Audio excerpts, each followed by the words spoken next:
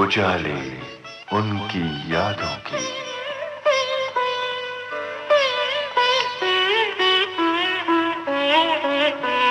उजाले उनकी यादों की।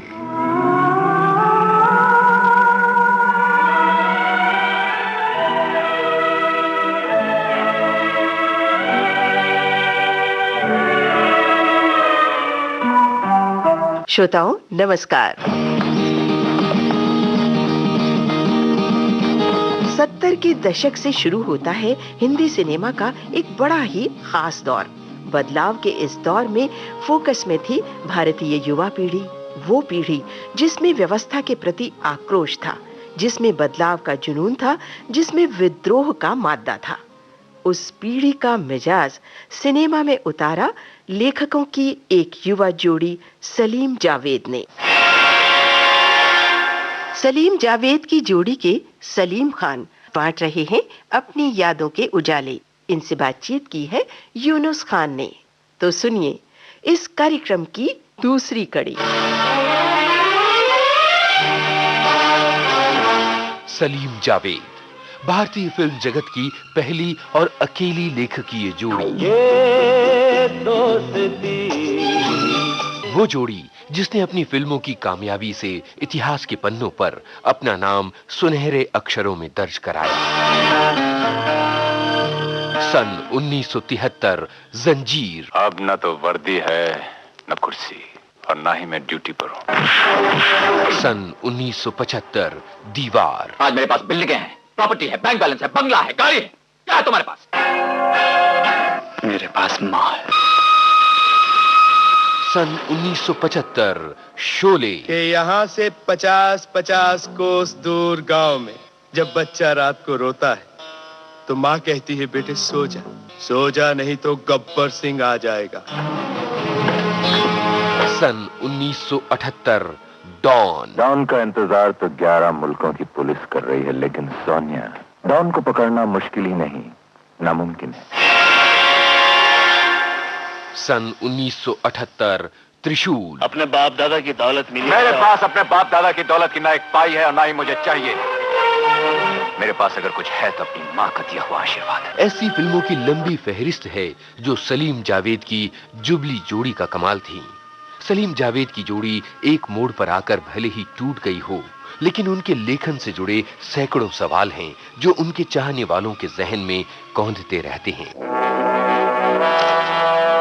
उजाले उनकी यादों के इस कार्यक्रम में सलीम जावेद की जोड़ी के सलीम खान बिखेरेंगे अपनी यादों के उजाले। उजाले उनकी यादों के। सलीम साहब ने आपको बताया, मैं इंदौर में पैदा हुआ, इंदौर पलाशिया में पैदा हुआ। मेरे फादर वहाँ डीआईजी थे।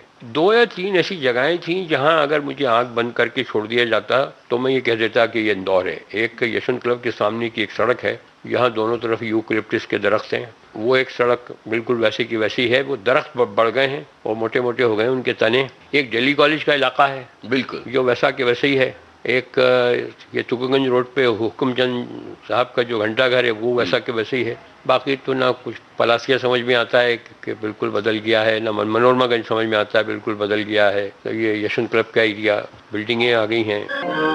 4 साल की उम्र से मुझे मेरी मदर से मिलना अलाउड नहीं था। जैसे ही उनको पता लगा, डायग्नोज हुआ कि टीबी है, तो उनको इस बात की बहुत तकलीफ रही होगी। मैं तो 9 बरस का था तो मुझे तो इतनी समझ नहीं थी। तो एक मरतबा वो वहाँ से आई नैनीताल से, सर्दियाँ शुरू हो गई थी तो उनको बाहर धूप में बिठाया गया था। बच्चे खेल रहे थे तो उसमें मैं भी खेल रहा था। तो उन्होंने पूछा वो काला स्वेटर में जो बच्चा है वो किसका बच्चा है, कौन है वो? उसने कहा वो तो आप ही का बच्चा है, वो डुल्लू, जो प्यार का नाम था। कहने इतना बड़ा हो गया। एंड एक डिस्टेंस तक मुझे बुलाया और फिर मुझसे कहा गया कि बस बेटा। And she looked at me for some time and she broke down. मुझे तो समझ में भी नहीं आई, इतना मुझे मालूम था ये मेरी मदर हैं।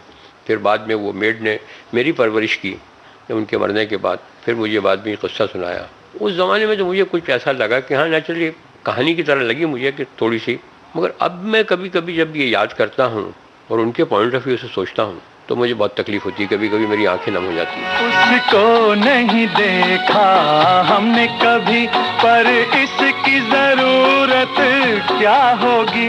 ऐ माँ तेरी भगवान की सूरत क्या होगी। सलीम साहब, आपने अपने बचपन को बड़ी शिद्दत से याद किया और कुछ ऐसी घटनाएं हमें बताई जिनसे हम काफी कुछ सीख सकते हैं, जिनका असर हमारे घर परिवार पर पड़ सकता है। ये बताइए कि वो कौन सा जिंदगी का मोड़ था जबकि आपको लगा कि अब इंदौर छोड़ना है और अब मुंबई का रास्ता पकड़ना है? वो उसकी वजह वही थी जो मैंने आपको बताई कि वो लड़का उस उम्र में कुछ भी नहीं करता है जी, और लड़की 22 के बाद से इतनी माँ बाप को फिक्र होती है कि कहाँ इसकी शादी हो, कौन इसका लड़का मिले। I mean they almost want to get rid of it, के एक एक साल उनको भारी पड़ता है जी, कि जहाँ जब भी लड़की की एजुकेशन खत्म हुई, जो स्टैंडर्ड एजुकेशन होती है, बीए ग्रेजुएशन होता है या एमबीबीएस होता है, जो जितनी भी होता है, वो 22 साल में हो जाती है आज खत्म। उसके बाद वो चाहते हैं माँ बाप किसकी शादी हो जाए, और वो लड़का अभी तक उसका कुछ होता नहीं है। अब वो यहाँ से कहीं जाएगा, नौकरी की तलाश में एग्जाम देगा, कॉम्पिटिटिव एग्जाम में बैठेगा, फिर उसकी ट्रेनिंग होगी, फिर उसके बाद कहीं उसको पोस्टिंग होगी। उस प्रोसेस के अंदर 6 साल लगने वाले हैं। बिल्कुल। अब उस लड़की को तो 6 साल वेट नहीं करना पड़ता, उसको हम उम्र से हो जाता है इश्क और उसकी शादी हो जाती है।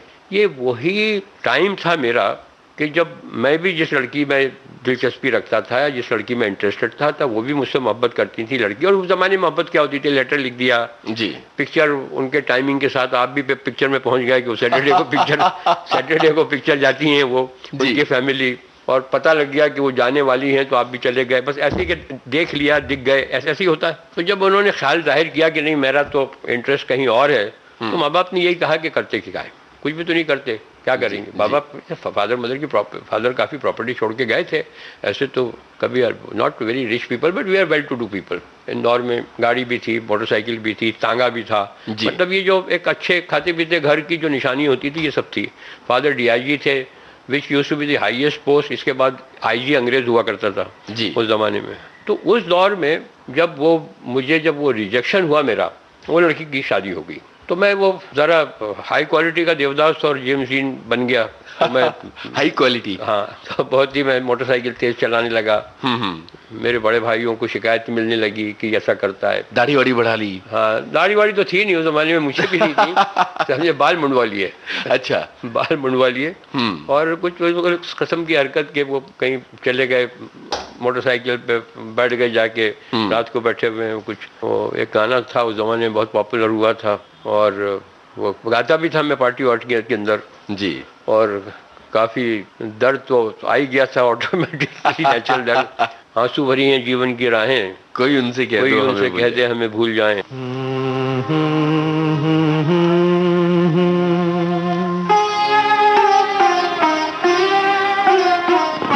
आंसू भरी है ये जीवन की राहें, कोई उनसे कह दे हमें भूल जाए।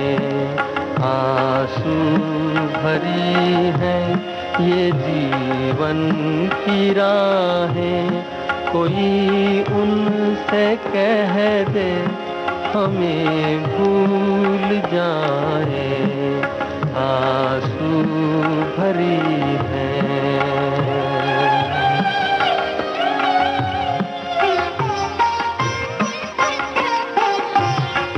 वादे भुला दे, कसम तोड़ दे वो, वादे भुला दे, कसम तोड़ दे वो, हालत पे अपनी हमें छोड़ दे वो।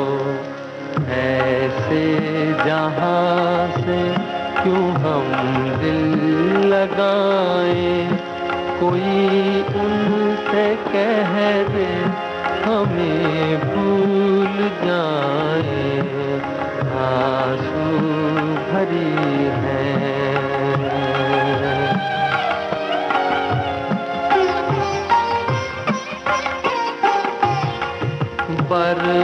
बर्बादियों की अजब दास्तां हूँ,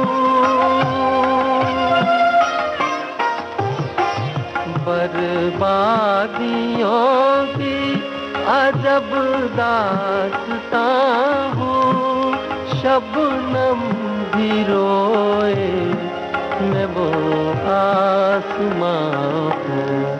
तुम्हें घर मुबारक हमें अपनी आहें, कोई उनसे कह दे हमें भूल जाए। आंसू भरी है ये जीवन की राहें, कोई उनसे कह दे हमें भूल जाए। आंसू भरी है। मुकेश को आप बहुत पसंद करते हैं, लगता है। मैं यार जमाने के सारे सिंगर थे, रफ़ी साहब, मुकेश साहब, ये सभी बहुत अच्छे थे, बड़े दिल से गाते थे। मैंने एक फिल्म लिखी थी, उसमें डायलॉग भी लिखा था, भूखा गाय पेट से, क्या बात, झूठा गाय हलक से, क्या बात, सच्चा गाय दिल से। क्या बात है साहब, वाह उनका ताल्लुक सच्चाई से होता है। तो उस जमाने में ये गाना भी मैं गाता था कि कोई उनसे कह दे हमें भूल जाएं, वादे भुला दें, कसम तोड़ दें। तो ये गाना बहुत अच्छा था, ये गाना। तो ये उस जमाने में मुझसे मेरे बड़े भाई के दोस्त ने ये कहा कि यार किसी दिन ये तेज मोटरसाइकिल चलाते हो, ये करते हो, मर गए तो भूल जाएंगे तुमको लोग एक आध महीने के अंदर। कौन से ऐसे तुम उनका कंट्री के लीडर हो, या कौन से तुम वो बहुत लीड कर रहे हो रेवोल्यूशन की, आज़ादी की लड़ाई। तो ये 1 महीने 2 महीने के अंदर बोलेंगे हाँ बेचारे का एक्सीडेंट हो गया, मर गया। कितने मरे हैं तुम्हारे पहले भी, तो कितने लोग मरे हैं। हाथ पांव टूट गए तो जिंदगी भर खराब हो जाएगी। तो कोई ऐसा काम करो कि वो लड़की और लड़की के घर वाले ये कहें कि हमने क्या मिस कर दिया, किस लड़के को हमने मिस कर दिया। जी, वो बात मुझे याद है कि वो पलासिया के वहाँ एक बॉम्बे आगरा रोड पे एक रेलिंग हुआ करती थी, उस पर मैं बैठा हुआ था। वो पुल है पलासिया का, वो उस पे, और पता नहीं वो बात मुझे ऐसी लगी कि मैंने कहा कि अब कुछ ऐसा काम करना चाहिए। अच्छा, उस जमाने में या तो क्रिकेट था जिसमें मशहूर हो सकते थे, या फिल्म थी। तो जैसे ही ये मुझे ऑफर मिला इमीडिएटली, तो मैंने तो सोचा कि अब तो मैं दिलीप कुमार की और मार्लोन ब्रांडो की दुकान बंद कर दूंगा जाके। तो मैं इस गलत फहमी में आ गया कि मैं अच्छा एक्टिंग तो कर लेता, तो नकल करता था, और अभी भी मैं लोगों को एक्टिंग बता सकता हूँ कि ये गलत है, ये सही है जी, मगर खुद नहीं कर सकता था जी, इसलिए कि वो आर्ट ऑफ प्रोजेक्शन जो था वो अलग चीज है। जी डेफिनेटली। तो उस जमाने में मैं यहाँ आ गया। इस तारीख आपको याद है कि कब आए थे आप? तारीख तो मुझे याद नहीं है, मगर मैं आया था बारिश के बाद। अच्छा, बारिश खत्म हुई थी और मैं आया था। और साल कौन सा था वो? 58 की बारिश खत्म हुई थी जी, मतलब 1958 की। तो 59 मेरा बॉम्बे में गुजरा, 59 बॉम्बे में शुरू हुआ जी। और कितना मुश्किल रहा जिंदगी, कितनी मुश्किल थी शुरुआती दौर में? शुरुआत में मेरा एक्टिंग करियर के अंदर तो मैं एक यही था कि मैं कुछ कर नहीं सका, इसलिए कि जो मैं एक्सपेक्टेशन से आया था वो हुआ नहीं। और जब कुछ दिन मैंने गुजार दिए तो मैंने खुद नहीं डिसाइड किया कि मुझे छोड़ देना चाहिए और कुछ करना चाहिए। राइटिंग के पीरियड के अंदर मैंने कोई ज़्यादा स्ट्रगल नहीं किया जी। जैसी जंजीर रिलीज हुई, आई नेवर लुक बैक। लेकिन एक्टिंग आपने काफी फिल्मों में, कई साल गुजारे। 25 फिल्मों में एक्टिंग की है। कुछ मशहूर फिल्मों के नाम बताइए। कुछ वैसे, पहली फिल्म थी काबली खान, नहीं पहली फिल्म थी बारात, फिर काबली खान, फिर रामू दादा, बचपन, और सरहदी लुटेरा, तीसरी मंजिल, प्रोफेसर, दीवाना, लहू कारेगा, बागी रोम, ऐसी बहुत सी जो जमाने में सी। प्रोफेसर, तीसरी मंजिल, इन सब के नाम लिया आपने। तीसरी मंजिल बड़ी फिल्में हैं ये, बड़ी फिल्में थी, इसमें साइड रोल्स किए जी। तो ये था कि बस उस जमाने में जब राइटिंग में आया, राइटिंग में मैंने जैसे आपसे पहले अर्ज किया कि जब मैं आया तो मुझे ऐसा लगा कि मैं अगर 2% जानता हूँ तो next best doesn't know even 1%। और अब कई मरतबा लोग, जब हम लोग अलग हो गए तो कई मरतबा लोग ये भी पूछते थे, और बड़े समझदार लोग और कई पढ़े लिखे राइटर्स भी ये पूछते थे कि आप लोगों में से लिखता कौन है, लिखता कौन था। मतलब लोग ये मानते थे कि एक ही लिखता था, कोई नहीं, लिखता कौन था, राइटिंग वर्क कौन करता था आप में से। देखिए, राइटिंग जो है, इट इज़ नॉट राइटिंग कि आप टेबल पे किताब अपने कागज़ लेके बैठे, पेन लेके बैठे और लिखना शुरू किया। Writing is thinking. किसी ने ये मुझसे नहीं पूछा कि आप में से सोचता कौन था। बहुत बढ़िया, समझे आप। अगर राइटिंग से अगर राइटर बनता है तो पोस्ट ऑफिस के सामने जो 8-8 आने में पोस्ट कार्ड लिखते हैं लोगों के, वो सब राइटर हो गए होते हैं जी। वैसे भी यहाँ राइटर्स एसोसिएशन में भी कोई हज़ारों अपने राइटर होंगे, मगर उनमें से कितने एक्टिव हैं या कितनों को कामयाबी मिली। Writing is all thinking. आपको उसके लिए पढ़ना बहुत चाहिए जी। आप लिखोगे क्या, अच्छे कैरेक्टर्स, अच्छे जुमले, समझिए, अच्छे इंसिडेंट, तो आपको अपनी जिंदगी से कितने निकालोगे। तो सलीम साहब, आपको पढ़ने का शौक कब से लगा था? मतलब इंदौर के दिनों से आप पढ़ा करते थे? नहीं, पढ़ने का मैंने आपसे कहा ना कि मेरे फादर बहुत कॉन्शियस थे कि पढ़ो। जब वो उनके आने की वजह अफगानिस्तान से ये थी कि बच्चों को पढ़ाऊंगा। तो मैं जब छोटा था, जब मेरे लिए स्टेट्समैन पेपर आता था जो कलकत्ता से निकलता था, इंदौर आता था और 4 या 5 दिन बाद पहुंचता था इंदौर को। तो बासी मुझे खबरें 5 या 4 दिन बाद की न्यूज़ पढ़ने को मिलती थी, मगर उनका मकसद ये था कि मैं I should be in touch with what's happening around. तो वो मुझे पढ़ना पड़ता था। वो मुझसे सवाल भी पूछे जाते थे कि वो क्रिकेट का मैच का जिक्र आया है, वो उसका क्या हुआ। और उस जमाने में सारी न्यूज़ जो थी वो सेकेंड वर्ल्ड वॉर की थी। अच्छा, वर्ल्ड वॉर चल रहा है जी। 39 में शुरू हुई, 45 में खत्म हुई। तो सारी की सारी जो फिल्में भी बहुत आती थी सेकेंड वर्ल्ड वॉर पे बेस्ड, ब्लैक एंड व्हाइट फिल्में होती थी ज्यादातर। बिल्कुल। और मेरे घर के पास ही एक ओपन एयर सिनेमा था। क्या नाम था उसका? उनका वो एक होटल था, एक सरोज एक पारसी थे, उनका एक होटल था, उसमें वो सिनेमा दिखाया करते थे शाम को 7:30-8 बजे से लेके रात के 9-10 बजे तक वो सिनेमा दिखाते थे। वहीं ओपन एयर के अंदर सब अपनी ड्रिंक्स ऑर्डर करते थे, कुछ खाते थे वगैरह, स्नैक्स भी होते थे। तो वहाँ तो हम ऐसे ही चले जाया करते थे।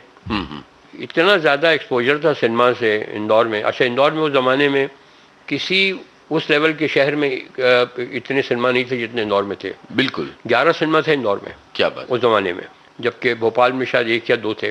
आपको याद है आपके बचपन की टॉकीज के नाम याद है? रीगल टॉकीज जी, जो बहुत करीब हुआ करता था घर से, अभी भी है। और उनके मालिक जो मेरे साथ पढ़ते थे अभी भी हैं। उनके भाई का नाम, वो अभी मिल के गए मुझसे जी इंदौर में, उनका नाम है प्रकाश। और विमल भाई, वो मेरे से एक साल बड़े भी थे, सीनियर थे। विमल भैया वो भी हैं अभी। और ये रीगल के मालिक फिर थे, एक महाराजा था, फिर एक अरुण टॉकीज था जहाँ ये स्टंट पिक्चरें आती थी, हंटर वाली टाइप। हाँ, फिर एक श्री कृष्ण टॉकीज था, एक प्रकाश टॉकीज था, वो भी इन्हीं का ही था, ये रीगल वालों का ही था। फिर एक नवीन चित्र था, और डायमंड था, सरोज था। क्या बात है, समझे आप? मतलब इतनी पिक्चरें आपने देखी हैं, ये सब टॉकीज के नाम भी याद है। मऊ में ऑर्फियम था, वॉडेट था, ड्रीमलैंड था मऊ में, वहाँ भी 3-4 सिनेमा थे। वहाँ मऊ भी जाते थे, मोटरसाइकिल आ गई थी। तो ये सारे सिनेमा थे। ये मालवा मिल के पास 2 सिनेमा थे, सरोज और डायमंड। और यहाँ यहाँ सियागंज में था ये अरुण टॉकीज, जिसको ठाटिया टॉकीज भी बोलते थे। मिल्की वे एक था, एक रेस्टोरेंट था, वहाँ भी ओपन एयर था। एक स्टारलेट था, वहाँ भी था। काफी सिनेमा थे इंदौर में, और इंग्लिश फिल्में भी आती थी। कौन कौन सी मशहूर इंग्लिश फिल्में देखी होंगी आपने उस दौर? बहुत देखी हैं, अभी सब मैं रिपीट करता हूँ। आजकल TCM पे आती हैं सब। ये TCM एक चैनल है, उसमें सारी पुरानी फिल्में आती हैं, वो देखता हूँ। मैंने देखी हुई है फिल्म, उस वक्त समझ में नहीं आती थी, अब समझ में आती है। सलीम साहब, यहाँ आपने जिस फिल्म में एक्टिंग की थी, और मुझे जहाँ तक लगता है कि ये गाना आप पर ही फिल्माया गया था, वो सुनते हैं। मेरे ऊपर 2 गाने फिल्माए गए थे, जो दोनों अभी तक बजते हैं और मुझे उस ज़माने की याद दिलाते हैं, और दोनों मुझे पसंद है गाने। अन्नू मलिक साहब जो बहुत अच्छे म्यूज़िक डायरेक्टर हैं, उनके फादर थे सरदार मलिक, उनके गाने हैं वो फिल्म का नाम था बचपन। एक गाना है, मुझे तुमसे मोहब्बत है मगर मैं कह नहीं सकता, रफ़ी साहब का, बचपन फिल्म का। जी जी जी।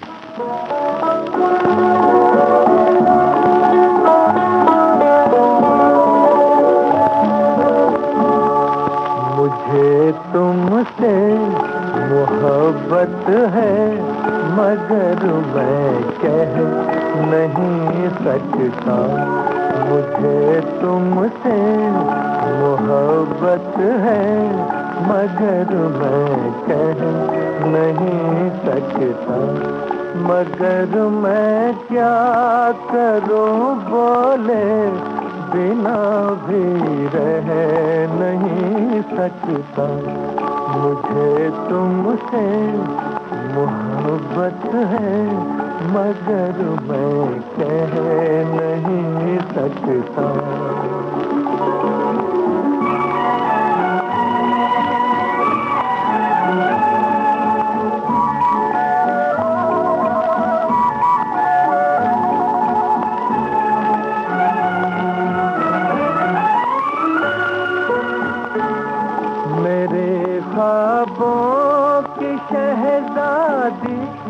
जहाँ तुम मुस्कुराती हो,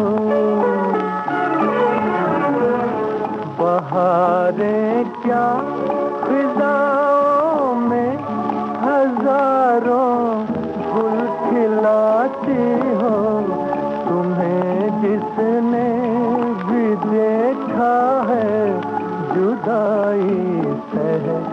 नहीं सकता।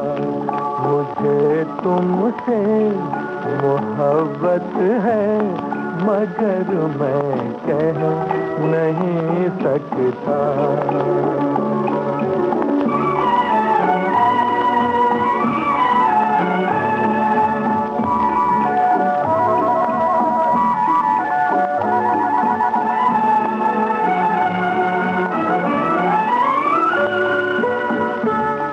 ज़माना लाख बादल बन के छा जाए निगाहों पर, मोहब्बत का उजाला फैलता जाएगा राहों पर। मोहब्बत चाँद ऐसा है कभी जो कह नहीं सकता। मुझे तुमसे मोहब्बत है मगर मैं कह नहीं सकता।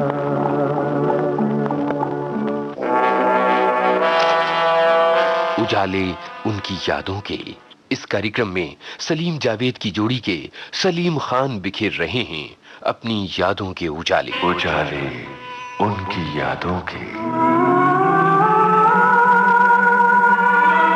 तो जिस दौरान आप एक्टिंग कर रहे थे और इतनी कई सारी फिल्मों के आपने नाम लिए, उस दौरान क्या लग रहा था कि जिंदगी किस दिशा में जा रही है और खुद को स्क्रीन पर देखते हुए कैसा लगता था? अच्छा कॉम्प्लीमेंट दिया। एक्टिंग कर रहे थे, मैं एक्टिंग नहीं, मैं हैमिंग कर रहा था।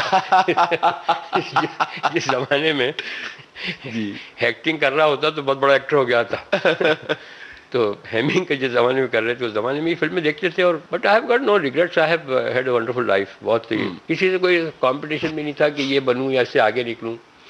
एक लिंकन की एक बहुत खूबसूरत इंसिडेंट है, वो मैं यहाँ दोहराना चाहूँगा कि when Lincoln was forming his government, जब वो अपनी गवर्नमेंट बना रहे थे तो उनके सेक्रेटरी ने कहा कि एक आदमी का जिक्र किया कि इसको अपनी कैबिनेट में ले लो। तो लिंकन ने कहा well I don't like his face, मुझे इसका चेहरा पसंद नहीं है। तो कहा कि वो आदमी बहुत कॉम्पिटेंट है और in any case he is not responsible for his face, वो अपने चेहरे का जिम्मेदार थोड़ी है। तो उसने कहा after 40 every man is responsible for his own face. क्या बात। 40 बरस के बाद हर आदमी अपने चेहरे का जिम्मेदार है। वाह। जो कमीनापन, जो कॉन्स्पिरेसीज और जो बिटरनेस और जो जेलेसी और जो सब चेहरे पे दिखने लगता है 40 साल तक। तो अब मुझसे लोग कहते हैं कि सलीम साहब आपकी उम्र क्या है? जब मैं उम्र बताता हूँ तो कहते हैं अरे आप बिल्कुल नहीं लगते हैं, आप फ्रेश लग रहे हैं। उसकी वजह यह है कि मैंने कभी किसी के बारे में कभी भी, और ये तो हर आदमी कहता है कि मैं बहुत अच्छा आदमी हूँ, यह है, मगर ये कि मैंने कभी किसी के ऐसा नुकसान पहुँचाने की कभी किसी को कोशिश नहीं की। जी जी। और कभी किसी आइडिया भी मेरे दिमाग में आया कि मुझे उससे, तो मैंने हमेशा ये समझा कि जेलिसी, एंगर, गुस्सा ये एक बड़ा सेल्फ कंज्यूमिंग इमोशन है। उस दूसरे का कुछ बिगड़ता नहीं है इससे, खुद का नुकसान होता है। जलते रहो, कुड़ते रहो अपने घर में बैठ के। तो मैं बहुत जल्दी उस चीज़ को भूल जाता हूँ। और मैं फर्मली बिलीव करता हूँ डेस्टिनी पे। मैं एस्ट्रोलॉजी भी थोड़ी करता हूँ। अच्छा। हाँ, मैं करता हूँ एस्ट्रोलॉजी में, मेरा दिलचस्पी। और मैं कोई कुछ भी कहे, मैं एस्ट्रोलॉजी को एक डेफिनेट साइंस समझता हूँ। अब वो बात अलग है कि लोग वहाँ तक जानते नहीं हैं या हमें गुमराह करते हैं या उनका नॉलेज बहुत कम है। अगर ये साइंस सपोजिंग अगर 100 है तो शायद लोग जो जानते हैं वो 1% जानते हैं। जी। तो मुझे जो भी कुछ मिली ज़िंदगी में तकलीफ़ किसी के भी हाथ से, मैंने उसको ज़िंदगी का अपना कोटा समझा। जी जी। मुझे कहीं ना कहीं ये हुआ कि कोई किसी को तकलीफ़ पहुंचा नहीं सकता। इसकी क्या औकात है ये जो मुझे तकलीफ़ पहुंचाए या मुझे धोखा दे या मुझे लेट डाउन करे। ये था, मुझे भुगतना था ये, समझिए आप। एक विवेकानंद की लाइन है, nobody can snatch away from you what you rightly deserve. बहुत ही सही। Nobody can snatch away from you what you rightly deserve. जो है आपका, कोई आपको आपकी किस्मत से ज़्यादा नहीं दे सकता। वक्त से पहले और किस्मत से ज़्यादा किसी को नहीं मिला है। सलीम साहब, यहाँ एक गाना हो जाए। एक और फिल्म बारात में एक गाना था जो शायद आपने सुना हो। वो एक ये गाना था, मुफ्त हुए बदनाम, मुफ्त हुए बदनाम किसी से हाय दिल को लगा के। ये मुकेश साहब ने गाया था।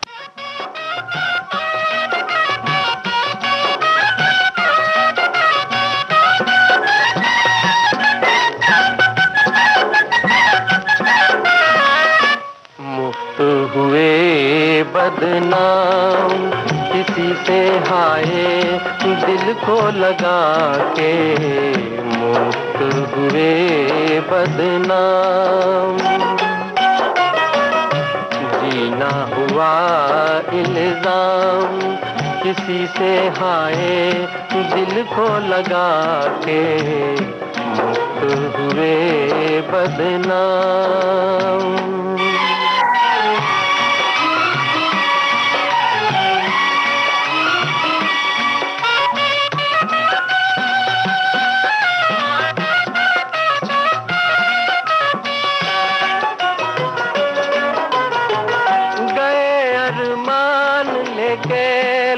लुटे आते हैं लोग जहां में कैसे दिल को लगाते हैं। गए अरमान लेके लुटे आते हैं लोग जहां में कैसे दिल को लगाते हैं, दिल को लगाते हैं, अपना बनाते हैं। हम तो फिरे नाकाम, हम तो फिरे नाकाम, किसी से हाय दिल को लगा के मुक्त हुए बदनाम। किसी से हाय दिल को लगा के मुक्त हुए बदनाम।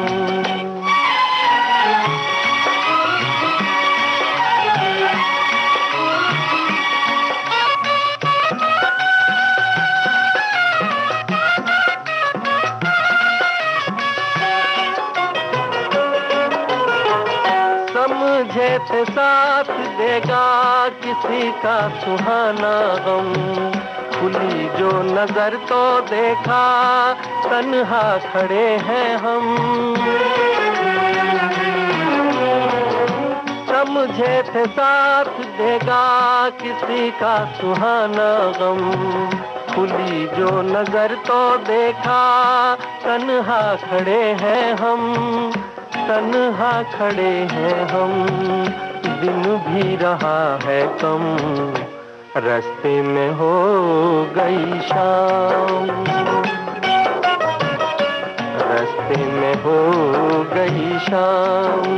किसी से हाय दिल को लगा के मुक्त हुए बदनाम।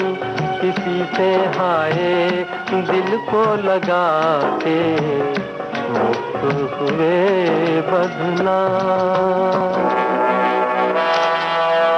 उजाले उनकी यादों के इस कार्यक्रम में सलीम जावेद की जोड़ी के सलीम खान बिखेर रहे हैं अपनी यादों के उजाले। उजाले उनकी यादों के।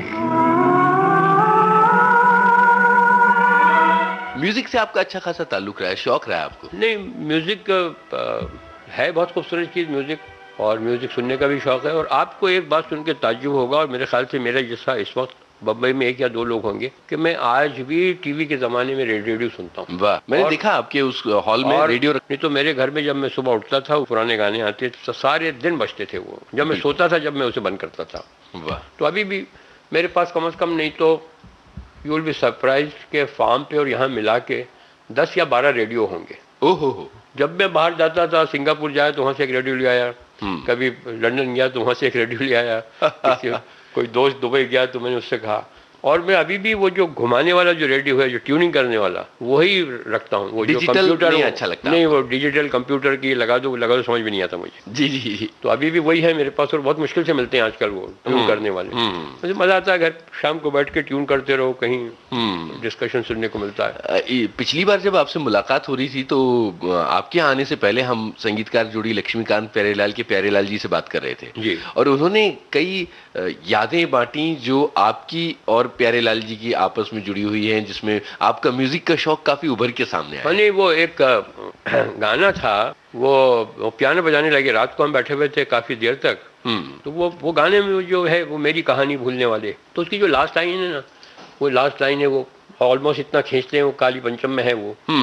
तो वो मेरे गीत सुने दुनिया ने मगर मेरा दर्द न कोई जान सका, ना जान सका। वो जो एंड की जो लाइन, जो खींचने की, क्या है वो? मैं अपना फसा ना कह न सका, मेरे दिल की तमन्ना दिल में रही, लो आज किनारे पर, लो आज किनारे पर आके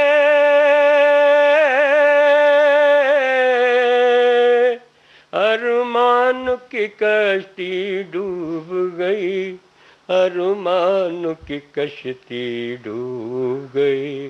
तो ये जब वहां तक पहुंचता था तो वो बहुत खुश होते थे, वो गाय साहब पियानो बजाते।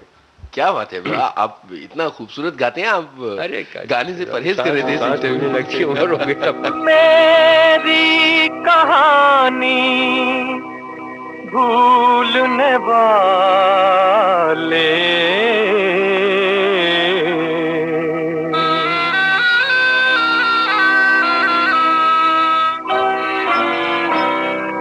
मेरी कहानी भूलने वाले, तेरा जहां आबाद रहे।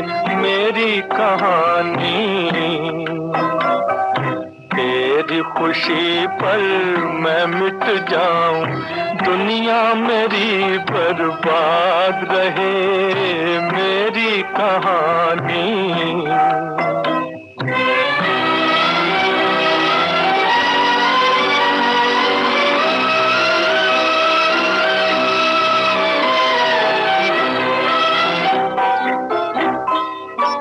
मेरे गीत सुने दुनिया ने मगर मेरा दर्द कोई ना जान सका, ना जान सका। एक तेरा सहारा था दिल को, एक तेरा सहारा था, तू भी न मुझे पहचान सका, तू भी न मुझे पहचान सका। बचपन के वो गीत पुराने आज तुझे ना याद रहे। मेरी कहानी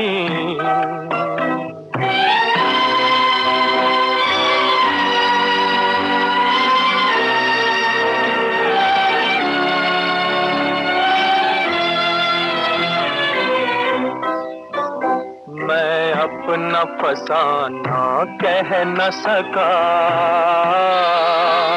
मेरे दिल की तमन्ना दिल में रही।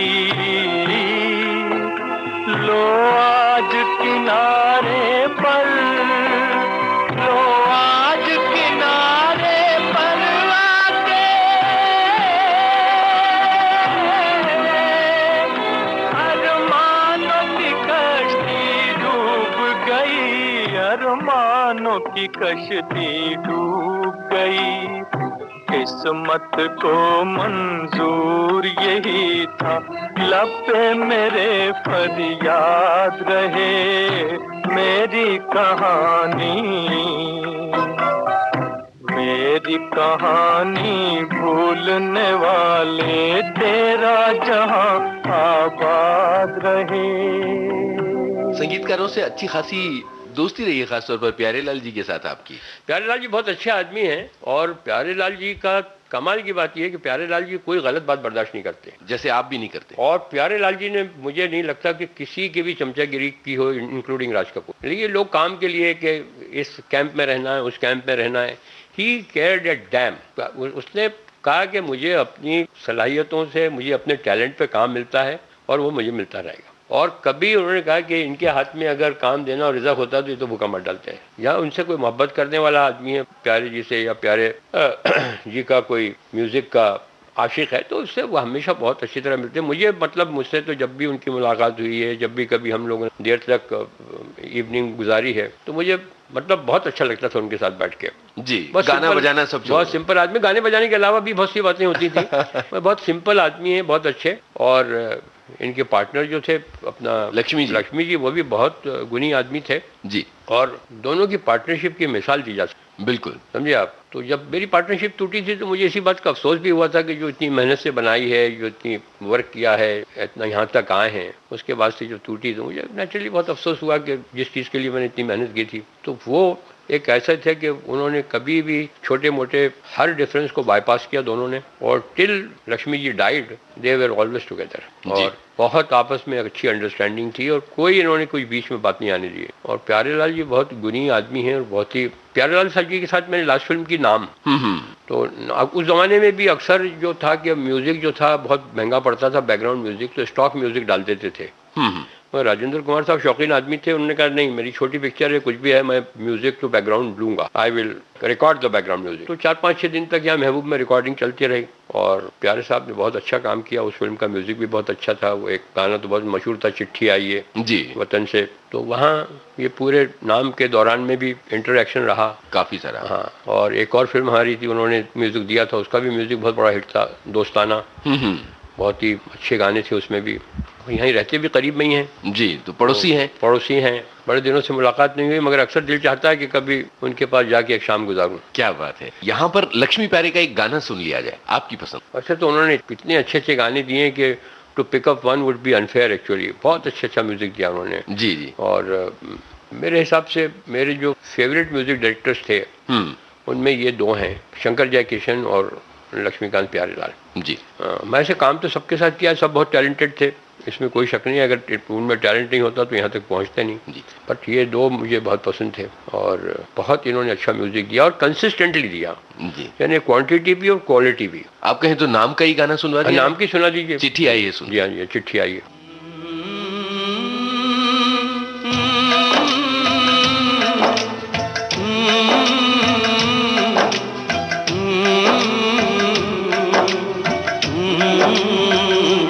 चिट्ठी आई है चिट्ठी आई है, चिट्ठी आई है चिट्ठी आई है, चिट्ठी आई है वतन से चिट्ठी आई है। बड़े दिनों के बाद हम बेवतनों को याद, बड़े दिनों के बाद हम बेवतनों को याद, वतन की मिट्टी आई है। चिट्ठी आई है चिट्ठी आई है, चिट्ठी आई है वतन से चिट्ठी आई है।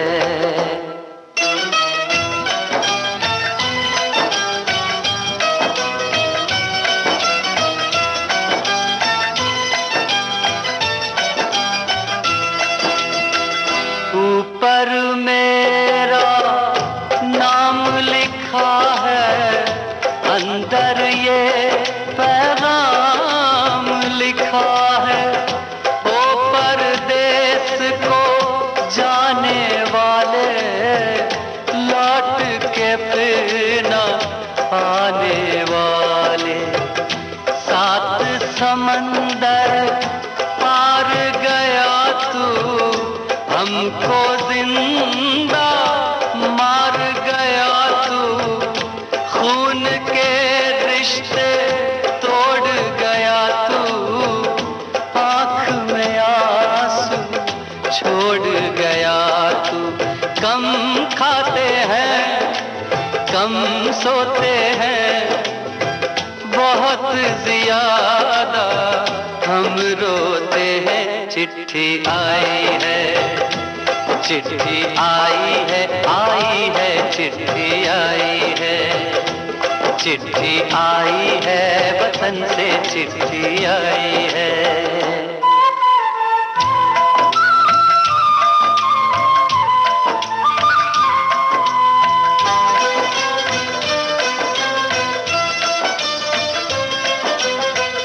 सूनी हो गई शहर की गलियां, कांटे बन गई बाग की कलियां।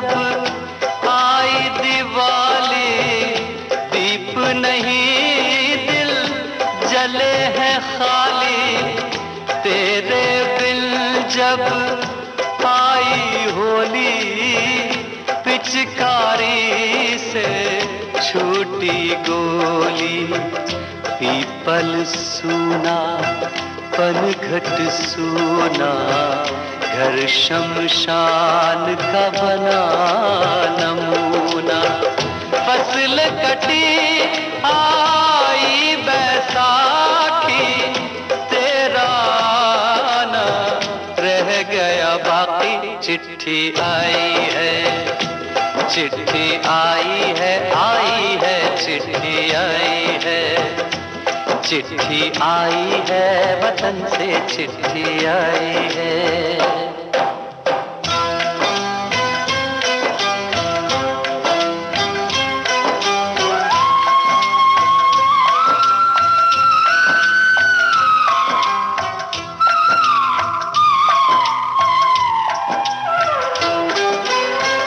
पहले जब तू खत लिखता था, कागज में चेहरा दिखता था, बंद हुआ ये मेल भी अब तो, खत्म हुआ ये खेल भी अब तो, डोली में जब बैठी बहना, रास्ता देख रहे थे नैना, मैं तो बाप हूँ मेरा क्या है, तेरी माँ का हाल बुरा है, तेरी बीवी करती है सेवा, सूरत से लगती है बेवा, तूने पैसा बहुत कमाया, इस पैसे ने देश छुड़ाया, देश पराया छोड़ के आजा, पंछी पिंजरा तोड़ के आजा, देश पराया छोड़ के आजा, पंछी पिंजरा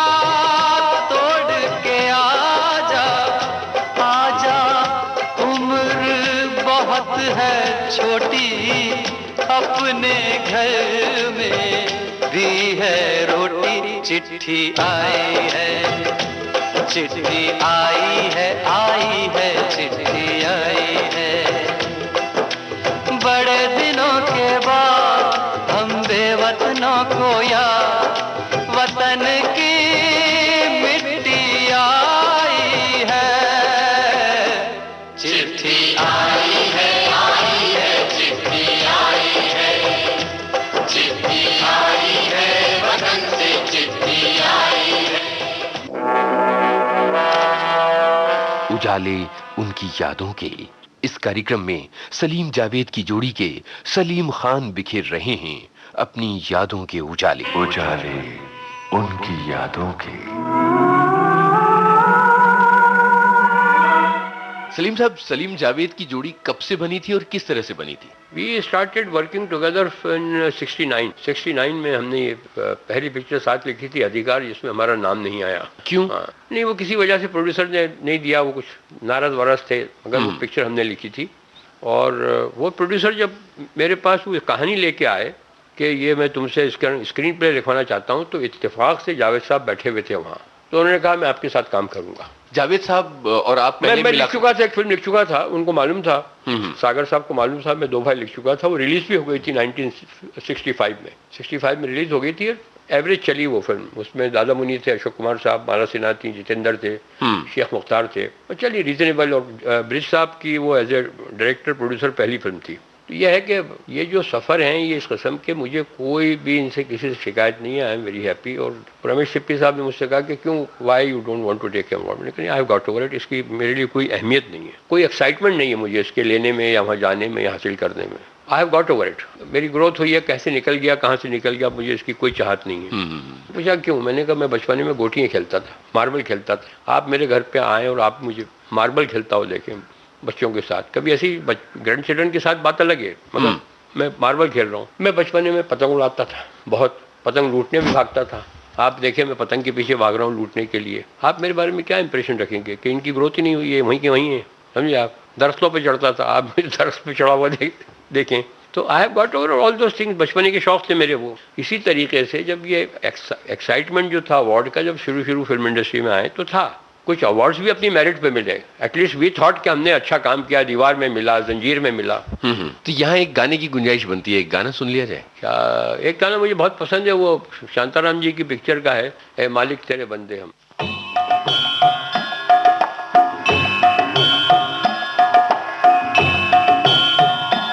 ए मालिक तेरे बंदे हम, ऐसे हो हमारे करम, नेकी पर चले और बदी से टले, ताकि हंसते हुए निकले दम। ऐ मालिक तेरे बंदे हम।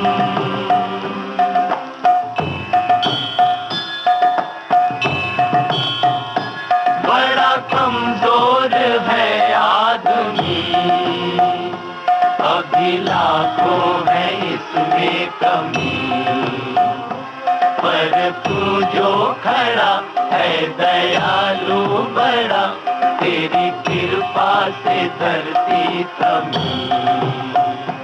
दिया तूने हमें जब जन्म, तू ही झेलेगा हम सबके हम, नेकी पर चले और बदी से टले, ताकि हंसते हुए निकले दम। ऐ मालिक तेरे बंदे हम।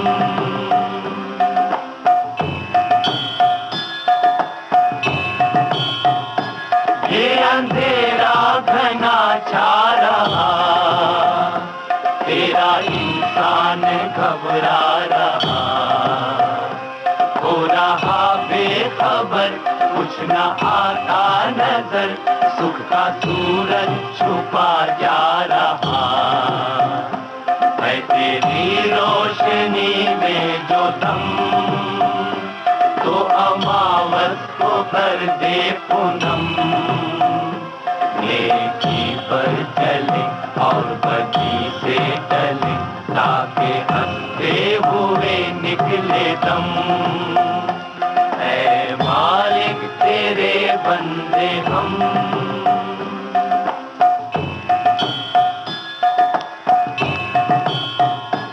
जब जुल्मों का हो सामना, तब तू भी हमें थामना।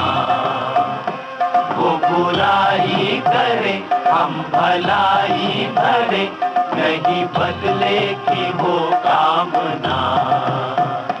बढ़ उठे प्यार का हर कदम, और मिटे बैर का ये भरम, नेकी पर चले और बदी से टले, ताकि हंसते हुए निकले दम।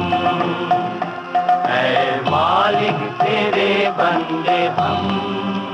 सलीम साहब ये बताइए कि सलीम जावेद की जोड़ी किस तरह से बनी, क्योंकि आप तो पहले से ही फिल्में लिख रहे थे, आपने बताया कि 2 भाई आप लिख चुके थे और लिखने का करियर आपका शुरू हो चुका था और एक्टिंग आपने बंद कर दी थी। एक्टिंग बंद की, उसके बाद मैंने लिखना शुरू किया जी। एक्टिंग करता रहता तो फिर शायद इसमें पूरा टाइम डिवोट नहीं कर सकता था। एक्टिंग बंद की और फिर मैंने फिल्में लिखना शुरू की और अलग हुए तो इस बात का मुझे अफसोस हुआ। वैसे तो खैर हर चीज़ की एक एक्सपायरी डेट होती है, सिर्फ खाने के डिब्बों पे और कुछ दवाओं पे नहीं लिखी होती है एक्सपायरी डेट। एक्सपायरी डेट तो आदमी की भी है, इतना ही जाना है, और इसी तरह पार्टनरशिप की भी है। मियाँ बीवी भी या तो अलग हो जाते हैं या किसी न किसी की डेथ हो जाती है, वो भी एक अलग हो जाते हैं। जिस तरीके से अलग हुए वो कोई अच्छा एक मेमोरी नहीं है। एक दिन मुझसे उन्होंने कहा, जावेद साहब ने कहा कि बैठिए मैं आपसे कुछ बात करना चाहता हूँ। शाम का वक्त था और वो जैसे मैं पार्ट होता था शाम को सिटिंग के बाद। उन्होंने थोड़ा वक्त लिया और सिगरेट जलाई और कहा कि मैं अलग होना चाहता हूँ। मुझे ऐसा लगा कि मैंने सुना नहीं है बराबर। मुझे शायद मैंने बराबर सुना नहीं। मैंने क्या कहने, मैं अलग होना चाहता हूँ, मैं I want to function separately. मैंने कहा कि ये बात जो आपने कही है कोई 5 मिनट या 10 मिनट पहले तो नहीं सोची होगी। तो कहा कि नहीं, मैं कुछ अरसे से सोच रहा था। तो मैं उठा, मैंने हाथ मिलाया और मैंने कहा खुदा हाफिज़। अपने गाड़ी की तरफ बढ़ने लगा मैं, जो बाहर खड़ी होती थी वो मेरे पीछे पीछे आने लगी। तो मैंने उनको रोका और उनको टर्न किया और उनके घर की तरफ उनका मुंह किया और कहा कि I can look after myself, all the best to you. चलाया। मेरे दोस्त किस्सा ये क्या हो गया, मेरे दोस्त किस्सा ये क्या हो गया, सुना है कि तू बेवफा हो गया, सुना है कि तू बेवफा हो गया। मेरे दोस्त किस्सा ये क्या हो गया, सुना है कि तू बेवफा हो गया। और उसके बाद से कभी कोई कोशिश नहीं की मिलने की, कभी मिलने का मुझे ऐसा ख्याल भी नहीं आया कभी। और कभी ऐसी एक्सीडेंटली मुलाकात हो गई किसी पीएमआर पे, किसी की डेथ पे, वो अलग बात है। But since then I have दुआ सलाम की गुंजाइश बची हुई है। बच्चे मिलते हैं जी। और यहीं रहते हैं बच्चे, करीब में ही रहते हैं, बच्चे मिलते हैं। और अभी उसके बच्चे को मैंने एक अपने पुराने अवार्ड में से एक अवार्ड भी दिया। रॉक ऑन फिल्म में उसने अच्छा काम किया था और एज ए डेब्यू एक्टर उसको दिया। हनी मिलती है, हनी में एक I appreciate her sense of humour बहुत अच्छा है उसमें। बिल्कुल, वो योग पे हंसती भी है और ख़ुद भी बहुत अच्छे अच्छे उसमें विट भी है और बहुत तपाक से और बहुत मोहब्बत से मिलते हैं सबके सब। I feel that warmth from them. और बाकी कोई इरादा भी नहीं है, ऐसे ही हैं। देखिए ये सफ़र कुछ ऐसे हैं। ये इतने साल काम किया जावेद के साथ, 15 साल काम किया और अभी किसी फंक्शन के अंदर उनको लाइफ टाइम अचीवमेंट अवार्ड मिला। का जो बेस्ट काम जो है वो जो भी है जंजीर से लेके आज तक यहीं वो मेरे साथ ही है। और ये बहुत से लोग जानते हैं कि जंजीर तो मैं ऑलमोस्ट लिख चुका था जब वो मेरे पार्टनर हुए हैं। उसमें एक पॉलिशिंग वर्क बाकी था या थोड़ा सा स्क्रीन प्ले पे काम बाकी था जो इन्होंने मुझे ज्वाइन किया। मैं वो कहानी धर्मेंद्र को बेच भी चुका था। अच्छा अच्छा। हाँ, फिर ये पार्टनर हुए तो फिर बाद में जब पैसे आए तो उसमें से मैं तो चूँकि ले चुका था तो इनको हिस्सा दिया मैंने। तो अभी इनको एक वो मिला, अवार्ड मिला, लाइफ टाइम अचीवमेंट अवार्ड। तो इन्होंने कोई तकरीर की, वहाँ कुछ बात की तो मुझसे कई लोगों ने कहा कि वो आपका नाम उन्होंने मेंशन नहीं किया। कई लोगों ने जो सुबह साथ चलते हैं और लोगों ने कहा, किसी ने टेलीफोन करके कहा। मुझे इस बात की बहुत खुशी हुई। आप ताज्जुब करेंगे कि लोगों को दुख होता है इस बात पे कि साहब मेरा नाम मेंशन नहीं किया और देखिए कैसा है और ये देखिए मेरा क्या कंट्रीब्यूशन था। मगर मुझे इस बात की खुशी इसलिए हुई कि नहीं, अगर नाम मेंशन करते तो बहुत ऑब्वियस बात होती वो। क्या ठीक है साहब, साथ साथ काम किया, नाम मेंशन कर दिया। ज्यादा जिक्र इस बात का हुआ है। दुआ बद्दुआ दे ये मुमकिन नहीं, दुआ बद्दुआ दे ये मुमकिन नहीं, मुझे तू दवा दे ये मुमकिन नहीं। खुदा जाने क्या, खुदा जाने क्या माजरा हो गया, सुना है कि तू बेवफा हो गया, सुना है कि तू बेवफा हो गया।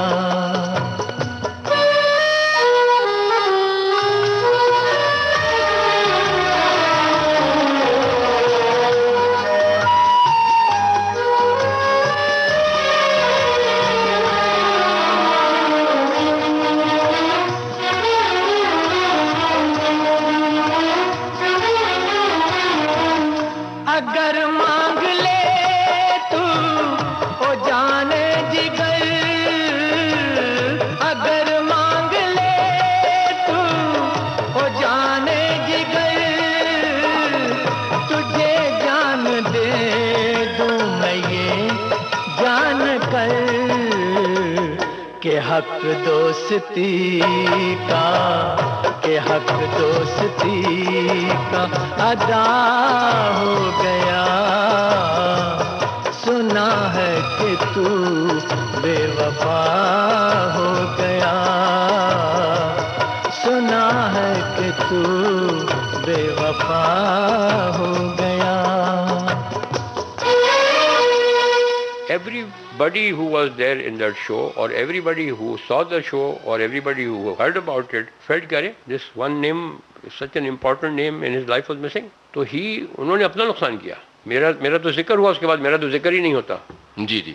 और मैं तो अपना जिक्र कराना भी नहीं चाहता। मैंने तो ये अवार्ड जो हैं ये 15 साल से रिफ्यूज़ कर रहा हूँ। मैंने कहा मुझे एक ज़माने में शौक़ था और उस ज़माने में मेरे लिए इसकी वैल्यू थी। अब जिन लोगों को शौक़ है, जो लोग इसकी वैल्यू करते हैं, आप उन्हें क्यों नहीं देते? मुझे क्यों दे रहे हैं?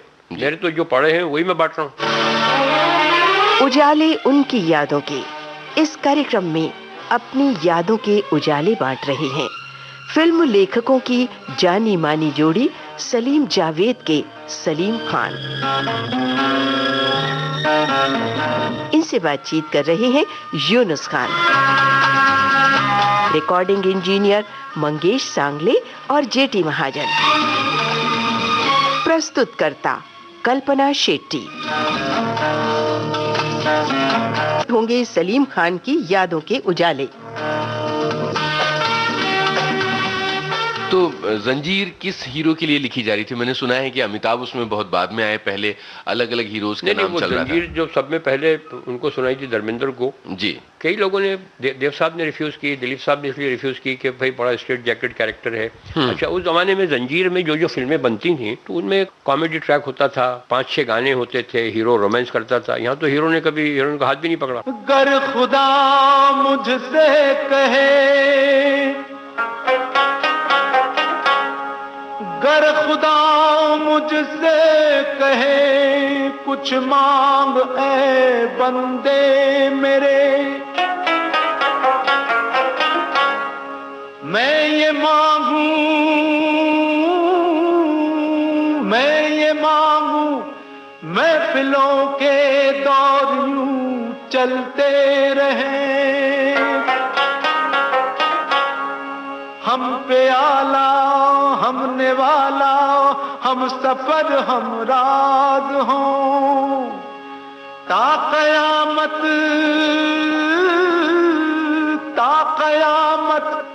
जो चिरागों की तरह जलते रहें।